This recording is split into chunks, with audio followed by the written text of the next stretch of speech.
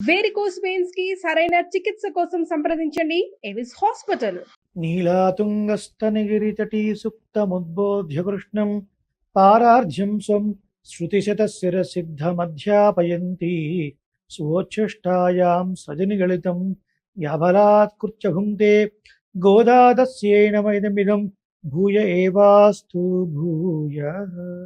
Suman TV ప్రేక్షకులకు నమస్కారం. తిరుప్పావై ధనుర్మాస వ్రతంలో ఈ రోజున మనం మొదటి పాసుల యొక్క అర్థాన్ని భావించబోతున్నాం. మొట్టమొదటి పాసురాన్ని ఒకసారి మనం అనుసంధానం చేసుకుందాం. మార్గళి తింగళ్ మది நிறைந்த நன்னாளால் நீராட போதுவீர் போதுமினோ நேரிழையீர் சீர்மல்குமாய்ப்பாடு செல்வச் சிறுமீர்காள் கூர்வேல் கொடிந்துருளன் நந்தகோபன் குமரன் இரார்ந்த கண்ணி யசோதை இளம் சிங்கம் கார்மேனி செங்கண் கதிர்மதி அம்போல் முகத்தான் நாராயணனே நமக்கே பரே தருவான் పారోర్ పుగழப்பడిందేలోర్ ఎంబావాయ్. ఇది మొట్టమొదటి పాసురం.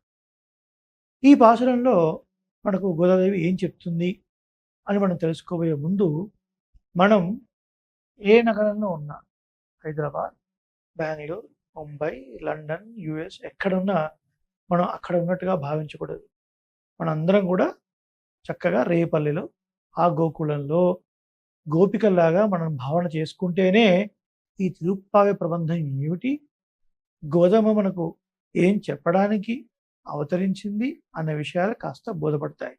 కాబట్టి అవతారికను మనం చక్కగా దృష్టిలో పెట్టుకోవాలి. ఏం చెప్పుకున్నాం అవతారికలు? ఏ గోపవృద్ధులైతే ఈ గోపికలను కృష్ణుడితోని కలవకుండా చేశారో వారే ఈ గోపికలందరినీ తీసుకుని వెళ్ళి కృష్ణుడి చేతిలో పెట్టారు. ఎందుకు? కరువు కటకాలు వచ్చాయి, వర్షం పడాలి. వారి పూర్వీకులు చెప్పారు ఆ నదీ తీరంలో ఒక వ్రతం చేస్తే వర్షం పడుతుంది అని.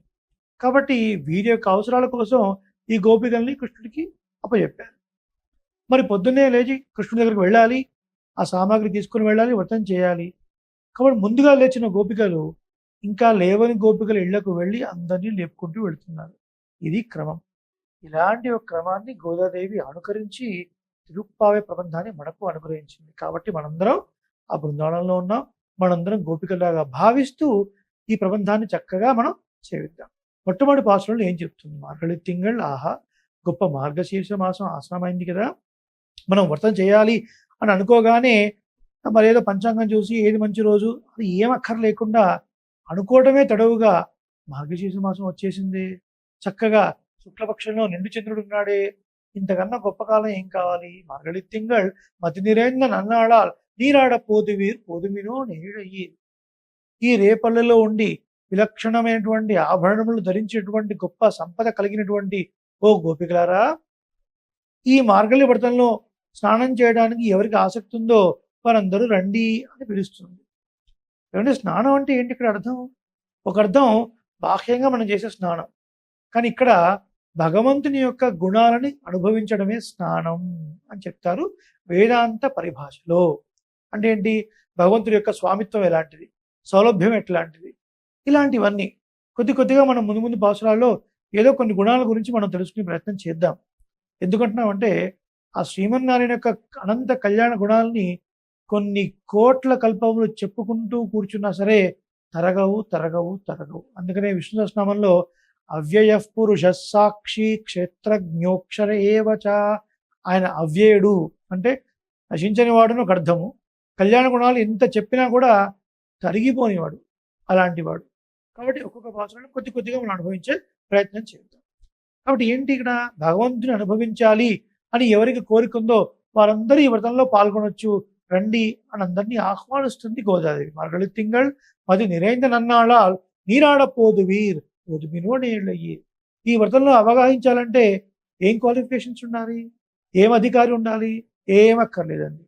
పరమాత్మని పొందాలి, పరమాత్మ గుణాలను తెలుసుకోవాలి అన్న ఒక ఇచ్ఛ, కోరిక ఉంటే చాలు, అందరూ చక్కగా వ్రతంలో అవగాహించండి అని చెప్తున్నారు. అలాగే సిరుమీర్ఘాళ్, ఓ కన్నపిల్లలారా, సీర్మల్గు మాయిపాడి, సంపదలు చక్కగా ఉన్నటువంటి గోకులంలో ఉన్నటువంటి ఓ గోపికలారా రండి, చక్కగా మనం అనుభవిద్దాం. కూరువేల్ కొడిందొళ్ళన్ నందగోపన్ కుమరన్. మరి వ్రతం చేయాలంటే ఎవరిని ఒకరిని పూజించాలి కదండి. ఎవరిని మనం పూజించేది అంటే పదునైన వేలాయుధాన్ని ధరించినటువంటి ఆ నందగోపుడు ఉన్నాడే ఆయన యొక్క కుమారుడు అని చెప్తున్నారు. ఏమండి, నందగోపుడు చాలా సాత్వికుడు అండి. చీమకు కూడా అపకారం చేయనివాడు. తను నడుస్తూ ఉంటే ఆ దారిలో గడ్డి వచ్చిందనుకోండి, ఆ గడ్డిని కూడా తొక్కనివాడు. ఎందుకు? ఆ గడ్డి పశువులకు ఆహారంగా ఉంటుంది అని దాని పక్క నుంచి నడుచుకుంటూ వెళ్ళేవాడు. అంతటి సాత్వికుడు ఇప్పుడు పదునైనటువంటి వేలాయుధాన్ని పట్టుకుని ఉన్నాడు అంటున్నారు. ఏంటి అంటే కృష్ణుడిని కాపాడడం కోసం. మనకు తెలుసు కదా భాగవతం, కృష్ణుడిని సంహరించడం కోసం కంసుడు అనేక పన్నాగాలు పన్నాడు. పూతలను పంపించాడు, శకటాసురుడిని పంపించాడు. ఇలా ఎంతో మంది రాక్షసులను పంపిస్తూ కృష్ణుడికి అపకారం చేయాలని చూశాడు. కాబట్టి ఏ చీమ రూపంలో, ఏ దోమ రూపంలో ఏ రాక్షసుడు వచ్చాడో అని పదునైన వేలాయుధాన్ని పట్టుకొని కూర్చున్నాడు నందుడు. ఏ చిన్నది వచ్చినా సరే దాని మీద పడి దాన్ని సంహరిస్తున్నాడు. అయ్యో, మరి జీవహింస చేయకూడదు కదండి అంటే పరమాత్మ రక్షణ కోసం చేసేది ఏమి తప్పు కాదు, అది ధర్మశాస్త్రం మనకు చెప్తుంది. కాబట్టి అలాంటి పదులైన వేలాయుధాన్ని ధరించినటువంటి నందగోపుడు యొక్క కుమారుడు ఎవరైనా కృష్ణుడు. అంతే కదండి, ఏలానంద కన్ని యశోద ఇళం సింగం. చక్కటి విశాలమైన నల్లటి కన్నులు, అందమైనటువంటి కన్నులు కలిగినటువంటి ఆ యశోదాదేవి యొక్క బాల సింహము. కృష్ణుడి యొక్క తుంటుని చేష్టితాలన్నీ కూడా యశోద ముందు. వాళ్ళ నాన్నగారి దగ్గర ఏ పని చేయడు.